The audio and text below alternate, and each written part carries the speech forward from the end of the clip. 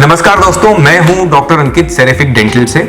आज मैं आपको ये बताऊंगा कि फुल माउथ इम्प्लांट अगर आप प्लान कर रहे हैं, अगर किसी के मुंह में एक भी दांत नहीं है या खराब है या वो सभी निकल जाएंगे और पूरी तरीके से नए सिरे से सारे दांत इम्प्लांट द्वारा फिक्स करके बनाए जाएंगे, तो ऐसी कंडीशन में आपको क्या क्या बातें पता होना चाहिए, क्या आपकी चेकलिस्ट है कि आप ये सब बातें देखें, इनको समझें और फिर आप अपने ट्रीटमेंट के लिए आगे बढ़ें। तो इस बारे में इस वीडियो में हम आज डिस्कस करने वाले हैं।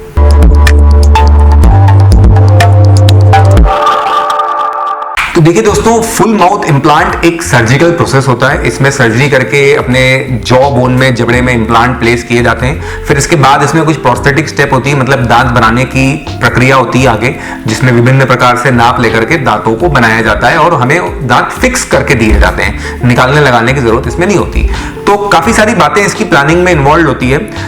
तरह तरह की ओपिनियन लोगों के भी होते हैं, अपने एक्सपीरियंस होते हैं। डॉक्टर्स भी कई बार अलग अलग अपना ओपिनियन देते हैं, तो कई बार पेशेंट कंफ्यूज हो जाते हैं कि हम क्या करें, कैसे करें। तो मैं आपको कुछ महत्वपूर्ण बातें बता रहा हूं कि आप जब फुल माउथ इम्प्लांट अगर आपका है, पूरे मुंह के इम्प्लांट अगर आप कराना चाहते हैं, तो उसके लिए ये बातें आपको पता होनी चाहिए। ये बात आप अपने डॉक्टर से डिस्कस करें, या आप 2-3 अलग अलग डॉक्टर से मिलकर राय लेते हैं, फिर आप किसी डॉक्टर को चुन करके आगे बढ़ते हैं। तो इन सब बातों को अगर आप देखेंगे, समझेंगे और फिर अपने डॉक्टर से पूछेंगे, तो आपको वो चीज डिसाइड करने में मदद मिलेगी कि किस तरह से आपका प्रोसेस हो, और आपको उस प्रोसेस पे कॉन्फिडेंस भी पूरे प्रोसेस के दौरान बना रहेगा। तो आपका एंड रिजल्ट भी उससे बेहतर होगा। सबसे पहली बात ये दोस्तों कि आप ये पता करें सबसे पहले तो कि आपकी जो जबड़े की हड्डी की कंडीशन है वो नॉर्मल है, उसमें सफिशिएंट बोन वॉल्यूम है, या फिर एक कॉम्प्रोमाइज्ड हड्डी का केस है वो जहां पे कुछ चैलेंजेस हैं। तो ये आप देखें, समझें। अपना जो स्कैन है, आपका जो सीटी स्कैन रहेगा, जबड़े का एक्सरे रहेगा, वो आप अपने डॉक्टर से डिस्कस करके ये बात पूछें कि क्या उनका कहना है इस बारे में, जबड़े की हड्डी की कंडीशन के बारे में। इससे आपको ट्रीटमेंट आगे कहाँ करना है, कैसे करना है, ये डिसाइड करने में हेल्प मिलेगी और आप एक कदम ट्रीटमेंट की दिशा में आगे बढ़ पाएंगे। दूसरी बात ये रहती है कि आप ये डिस्कस करें कि आपका जो ट्रीटमेंट होगा वो क्या आपको 48 या 72 घंटे में, मतलब मोटे तौर पर 3 दिन के अंदर आपको सारे दांत फिक्स करके दे दिए जाएंगे, या फिर आपको इम्प्लांट लगने के बाद 3 महीने रुकने का कहा जाएगा और उसके बाद ही दांत बनाने का काम होगा। 2 तरीके रहते हैं जनरली काम करने के इम्प्लांट के दौरान। एक रहता है कि हम जब इम्प्लांट लगाते हैं सारे, तो हम तुरंत उस पर नाप लेकर के हम दांत बना करके पेशेंट को दे देते हैं और 48 से 72 घंटे के भीतर काम खत्म हो जाता है। मतलब 3 दिन हम मान सकते हैं इसको। आज जैसे शुरू किया तो आज कल और परसों आपको दांत मिल जाएंगे। तो इसे थोड़ा कन्वेंशनल इम्प्लांट से अलग तरीके से किया जाता है। इसमें थोड़ी ज्यादा स्किल, टेक्निक, एक्सपर्टाइज इन्वॉल्व होता है और थोड़ी इसमें ज्यादा महारत डॉक्टर की भी जरूरत होती है उस चीज की, और इसमें थोड़ा खर्च भी ज्यादा आता है। कन्वेंशनल इम्प्लांटोलॉजी की बात करते हैं तो हम जब इम्प्लांट लगाते हैं उसके बाद हम 3 मंथ्स वेट करते हैं, 3 महीने, और उसके बाद हम उसके ऊपर दांत बनाते हैं। तो ये दोनों में से कौन सी चीज आपके लिए होने वाली है ये भी आप समझें, उस हिसाब से अपना शेड्यूल बनाएं। उस हिसाब से आप अपना कहीं दूसरे शहर में जाकर के काम करा रहे हैं या आप आउट ऑफ इंडिया से इंडिया आकर के ये काम करा रहे हैं, तो ये सब बातें जब आप देखेंगे तो अपना शेड्यूल बना पाएंगे। तीसरी बात ये रहती है कि आप ये देखें कि कौन सी कंपनी के इम्प्लांट आपके लिए यूज किए जा रहे हैं, कौन से टाइप के इम्प्लांट यूज किए जा रहे हैं और कितने इम्प्लांट यूज किए जा रहे हैं। देखिए बेसिकली तो मोटे तौर पर ये डॉक्टर का ही डिसीजन है। वो आपसे डिस्कस कर सकते हैं कि ब्रांड वाइज 2-3 ऑप्शन आपको दे सकते हैं, फिर आप उसमें से बता सकते हैं अपने बजट के हिसाब से। आप प्रोज एंड कॉन्स, फायदा नुकसान अलग अलग कंपनी का भी डिस्कस कर सकते हैं। ज्यादा कुछ फर्क नहीं होता। अल्टीमेटली तो डॉक्टर की प्लानिंग और सर्जरी के एग्जीक्यूशन वो ज्यादा मैटर करता है कंपनी के बजाय। बट स्टिल अब हम इम्प्लांट लगा ही रहे हैं तो वो किसी ना किसी कंपनी का तो है, तो हम वो भी तय करना तो चाहेंगे कि कौन सी कंपनी का हम लगा रहे हैं। तो ये भी बात आप समझें और फिर आगे बढ़े। अगर आपको जो दांत मिलने वाले हैं वो 3 महीने के बाद मिलने वाले हैं, तो इन 3 महीनों के लिए क्या होगा? क्या ऐसे ही खाली रहेगा मुंह में सब कुछ? क्या आप कहीं बाहर आएंगे जाएंगे तो वो खाली दिखेगा, या आप कुछ खा नहीं पाएंगे, या कुछ टेम्पररी दांतों का सॉल्यूशन आपके लिए इन 3 मंथ्स के लिए, 3 महीनों के लिए भी किया जाएगा? और किया जाएगा तो क्या वो आपके ट्रीटमेंट कॉस्ट में इंक्लूडेड है या उसका अलग से आपको एक कॉस्ट है? ये भी आप समझ करके पूछ सकते हैं कि इन 3 महीनों के लिए क्या मिलने वाला है। अगर आप किसी और मेडिकल समस्या से भी पीड़ित हैं, जैसे आपको शुगर है या ब्लड प्रेशर की शिकायत है या कोई एंजियोप्लास्टी वगैरह, हार्ट में आपको कुछ समस्या रह चुकी है, खून पतला करने की दवाई लेते हैं, या कोई भी आपको मेडिकल समस्या और है, तो उसे भी आप 100% अपने डॉक्टर से डिस्कस करें, क्योंकि इसके भी काफी सारे इंप्लीकेशन होते हैं ओवरऑल ट्रीटमेंट के रिजल्ट पे और ओवरऑल हमारे आउटकम पे, हमारी हेल्थ पे, सब बातों पे। तो हम ये भी याद रखें कि हमें इस बारे में मेरे डॉक्टर को बताना है। अगर कोई समस्या हमें है तो उनका क्या कहना है कि क्या उस समस्या के साथ ये सर्जरी हो सकती है, इम्प्लांट हो सकते हैं, या फिर इसे पहले किसी और डॉक्टर को, फिजिशियन को दिखा करके कुछ इसमें अपनी जो पैरामीटर्स हैं, जांचें हैं, इनकी जो गड़बड़ी है उसको ठीक करना अनिवार्य है, कैसे, ये भी आपको समझना पड़ेगा। Condition to condition, case to case, ये सब बातें अलग अलग होती हैं, इसलिए इस वीडियो में आपको मैं वो नहीं समझा सकता। पर आप अपनी जांचें अपने डॉक्टर से दिखाएंगे तो आपको बेशक वो आगे गाइड करेंगे। फिर बात आती है इम्प्लांट सर्जरी की। तो आपको ये पता होना चाहिए कि आपकी जो इम्प्लांट सर्जरी है, क्या वो सुन करके क्लिनिक में ही की जा रही है, या आप उसे किसी अस्पताल में फुल बेहोशी या जनरल एनेस्थीसिया में करवाना ज़्यादा प्रेफर करेंगे, ज़्यादा कंफर्टेबल रहेंगे पूरा बेहोश होकर करवाना, या फिर आप उसे लोकल में क्लिनिक में करा लेंगे। ये भी आप डिस्कस करें कि आपकी जो कंडीशन है, आपकी जिस टाइप की सर्जरी है, उसमें कितना काम है, कितनी देर का प्रोसेस है, या कितना वो जटिल प्रोसेस है।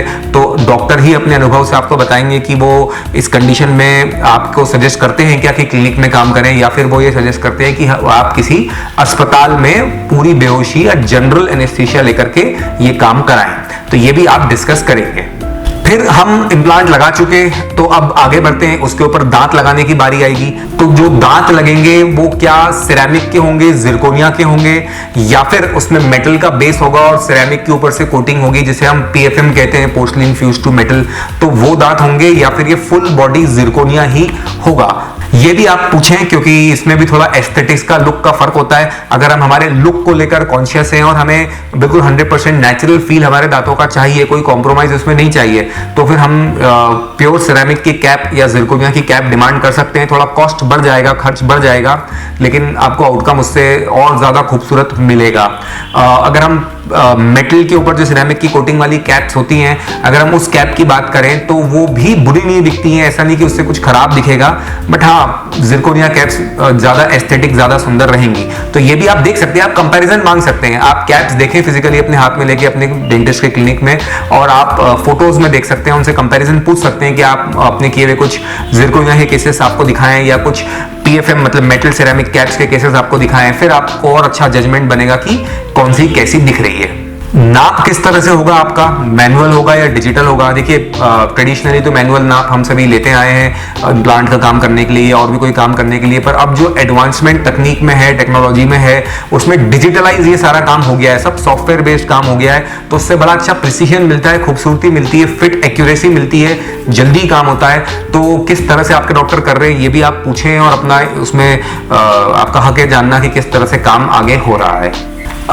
इसके बाद कुछ दोस्तों बेसिक बातें हैं जो आपको पता होनी चाहिए, जैसे कि आपका कितने दिन आपको लगेंगे नॉर्मल खाना पीना शुरू करने में, या कितनी बार आपको इसमें डॉक्टर के पास विजिट करना पड़ेगी, कितने दिन आपको दवाइयां खाना पड़ेंगी, या कितना दर्द इसमें आपको होगा या नहीं होगा, या क्या कहना है आपके डॉक्टर का अपने एक्सपीरियंस से इस पर्टिकुलर केस के बारे में, और आप मेंटेनेंस के लिए क्या करेंगे, मतलब आपके एंड पे आपको क्या करना होगा, आपको किस तरह से आपका क्लिनिक सपोर्ट प्रोवाइड कर रहा है आगे के फ्यूचर के मेंटेनेंस के लिए। देखिए, एक बार अगर किसी के फुल माउथ इंप्लांट हो गए, तो अब उसमें अगर कुछ मेंटेनेंस निकलता है या कोई वेयर एंड टेयर निकलता है, तो वो क्लिनिक किस तरह से उनकी पॉलिसी है उस पर काम करने की, क्या वो सब कुछ अपने ट्रीटमेंट प्राइस में इंक्लूड करके आपको देते हैं, या फिर वो आपसे समय समय पे उसके चार्जेस लेते हैं। तो ये सब बातें भी इंपॉर्टेंट होती है लॉन्ग टर्म रिलेशनशिप के लिए। तो आपको ये भी पता होनी चाहिए कि लॉन्ग टर्म मेंटेनेंस कैसे होगा, और क्लिनिक से, डॉक्टर से आपको किस तरह से इसमें फ्यूचर में सपोर्ट मिलेगा। इसके अलावा एक और इंपॉर्टेंट बात यह है कि आपको यह पता होना चाहिए कि आपका प्रोसेस कर कौन रहा है। मतलब जैसे इसमें 2-3 बातें इन्वॉल्व होती है इम्प्लांट में। एक तो होता है इम्प्लांट को सर्जरी करके प्लेस करना, अंदर जबड़े में लगाना। तो सर्जरी की जब बात आती है जबड़े की दोस्तों, तो जो सबसे ज्यादा एप्रोप्रिएट ब्रांच है डेंटिस्ट्री में, जो स्पेशलाइजेशन है, वो है MDS maxillofacial, oral and maxillofacial surgery. तो जो मैक्सिलोफेशियल सर्जन्स होते हैं, ये इनकी स्पेशल ट्रेनिंग होती है जबड़े की सर्जरी की। तो सर्जरी अगर हमें करना हो तो हम मैक्सिलोफेशियल डॉक्टर अगर चुनते हैं तो ये एक अच्छी बात हम मानेंगे।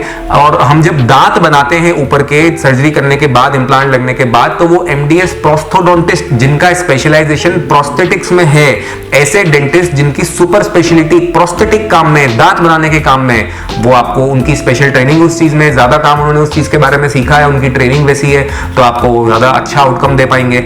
मसूड़ों की अगर कोई समस्या है, मसूड़ों का भी प्रोसीजर आपके काम में इन्वॉल्व है, तो फिर एमडीएस पेरियोडोंटिस्ट जो होते हैं, PERIO पेरियोडोंटिस्ट जो होते हैं, ये इसके सबसे स्पेशलिस्ट डॉक्टर होते हैं। और मसूड़े की जरूरत नहीं है, कोई स्पेशल प्रोसेस मसूड़े में नहीं हो रहा, तो मैक्सिलोफेशियल सर्जन जो है वो आपके इम्प्लांट प्लेस करें और प्रोस्थोडोंटिस्ट आपके अगर दांत बनाए तो आपको बेहतर आउटकम मिलने की प्रोबेबिलिटी रहेगी। ऐसा नहीं कह रहा मैं इसमें कि दूसरे डेंटिस्ट जो हैं जिनकी ये स्पेशलिटी नहीं है वो इम्प्लांट नहीं कर सकते या उनसे नहीं कराना चाहिए, ऐसा कहने का मेरा तात्पर्य बिल्कुल भी नहीं है।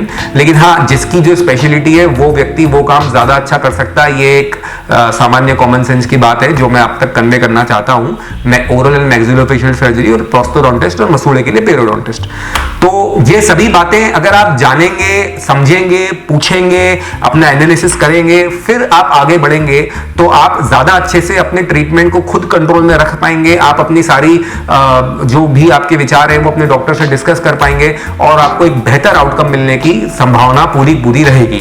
तो मैं उम्मीद करता हूं कि मैं आपको समझा पाया कि क्या क्या बातें आपको फुल माउथ इंप्लांट कराने के पहले पता होनी चाहिए, जिससे कि आपकी जो ट्रीटमेंट जर्नी हो वो कंफर्टेबल हो और स्मूथ हो।